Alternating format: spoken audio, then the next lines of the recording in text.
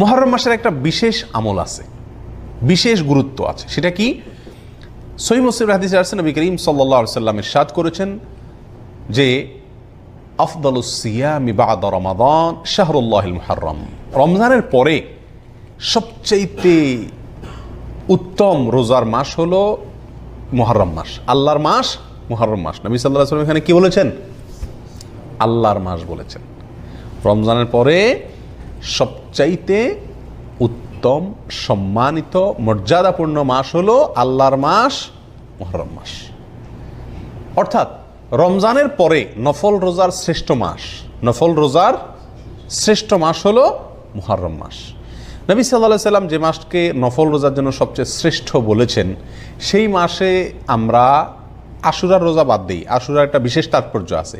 মাস হিসাবে মুহররম মাসে নফল রোজা রাখার তৌফিক কয়জন মানুষের হয় বলেন? খুবই কম।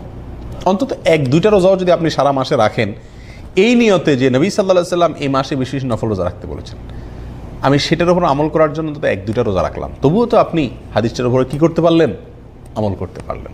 এই জন্য এই জিনিসটা খুব মাথায় রাখা দরকার, চেষ্টা করা দরকার ছুটির দিনগুলোতে বা যখন সুযোগ হয় এই মুহররম মাসে কিছু নফল রোজা রাখা।